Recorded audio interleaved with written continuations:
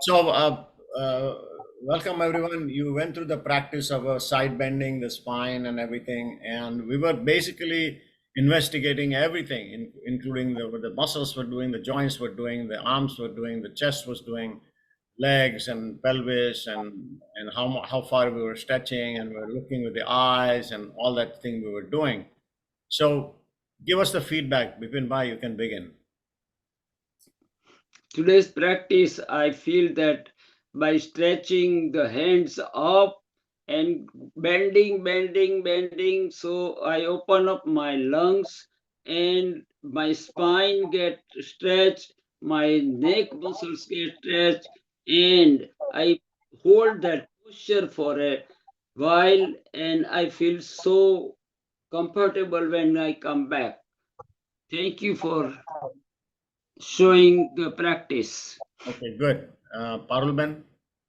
Yeah, when we do the stretching, going all the way down with other hand and upper hand, it feels like your ribs open up and fill up with some oxygens. Mhm. And at the same time, lower back muscles like core muscle, pelvis muscles also get stretched. I feel really good. It was good exercise. Thank you. Mhm. Okay, Divya Ben? While doing the exercise, I noticed and also I felt that the ribs were opening up, the lungs were opening up on one side as we bent, and the other side it was um, they were like crunched up. Pressed. Oh, Yeah, okay. pressed. Yeah, and I felt that it was a very good stretch. Okay. Deepak Bhai? Yeah, I feel very light in the upper part of the body. The lung is cleaned up. It's very nice. I can breathe very nicely now.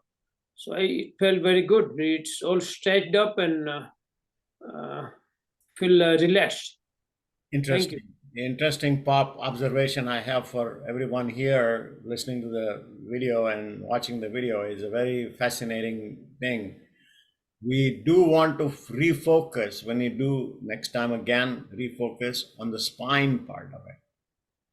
So that the spine is the one that opens up the area for the nerve. So when you focus it, and it's called, when we go to the breathing part, we'll introduce a term called spinal breathing.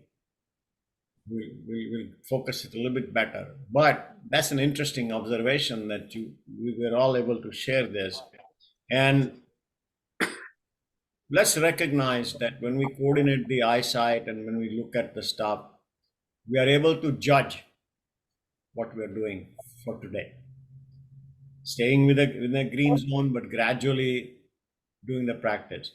And like we pointed out in the other previous practice video, be holding the posture, watching, making the mind as a watchtower is basically what we call as the Qigong practice.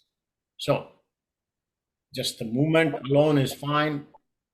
Which you hold the posture and you just imagine that the same exact thing we do in yogic practices. Don't we hold posture in yoga, asanas? Yes, we do. We hold the postures in yoga also. So that's where yoga and qigong they come together. And so this whole question about what's yoga, what's qigong, I mean, they are the same. Okay, they're exactly the same, but the movement part makes it a little different. So when you move, of how are you moving, faster, slower, all that, and how much movement is happening. And if I go fast, now I'm going to do some different kind of cardio and stuff like that. So it can change. The movement can change a lot of experiences. But you watch that, the watching of the movement and being in the moment is qigong.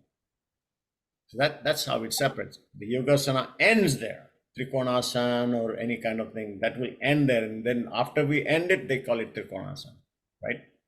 Triangle or pose posture. After the end, if they do lifting up tadasana, for example, or anything, after you posture yourself, position yourself, then the asana is complete. So it's an interesting observation, and welcome to explore these things with us as we go along. Thank you very much, everyone, for your feedback.